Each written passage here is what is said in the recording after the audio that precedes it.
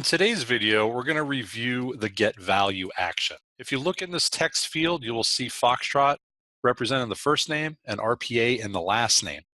We've got a shipping method, payment type, and the newsletter button that was checked at the bottom. Now what we want to do is be able to get all these values using Foxtrot.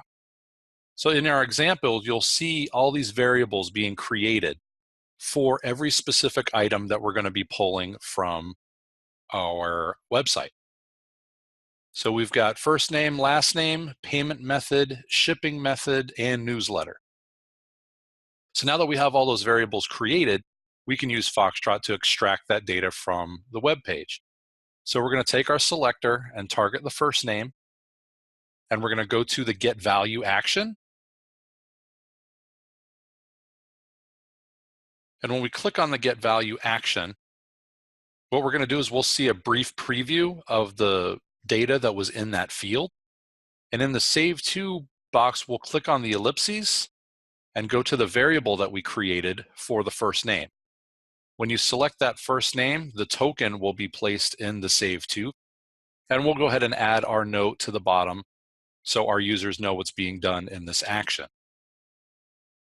So when we execute this action, the get value will pull that information, Foxtrot, from the first name field and store it into our variable. We're going to do the same thing for the last name. Use our selector and target the text field.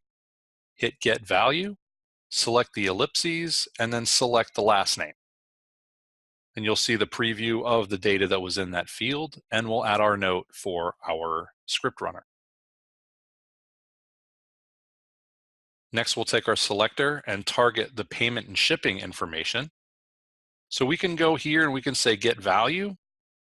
And if you look at the get where it says selected item text, we can change that to select item number or total count, and notice how the preview on the bottom changes. We'll leave it as selected item text because we want that next day air. We'll click on the ellipses and then choose our corresponding variable. So you will see that at the very end of our next day air, there is a space that transmits in with the data. So our scripter will just change it to remove leading and trailing spaces. So the quotation marks will represent that in our preview.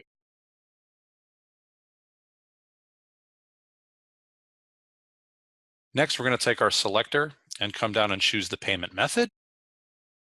We'll go to our get value. And then we'll select our leading and trailing spaces because there was spaces in that as well. And then we'll go to the expression and select the corresponding variable.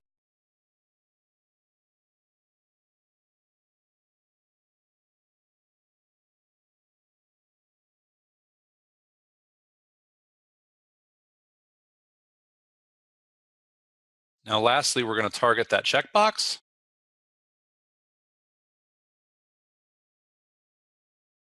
And Foxtrot will give you a preview of what you've targeted.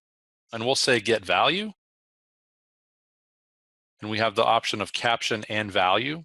And what we're going to do is choose value so our preview will be true. And we're going to go ahead and save that to our variable. So it represents if the box was checked or not.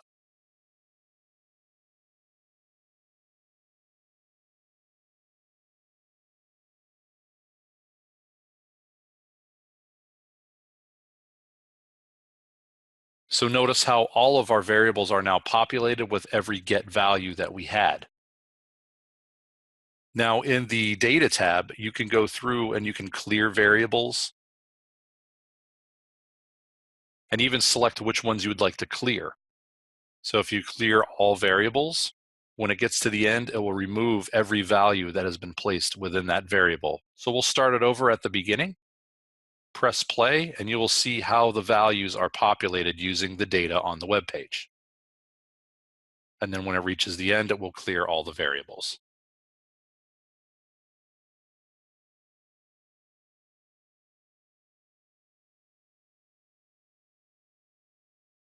So what we're going to do now is change the data slightly, and we'll run our same script and watch how the values are populated differently.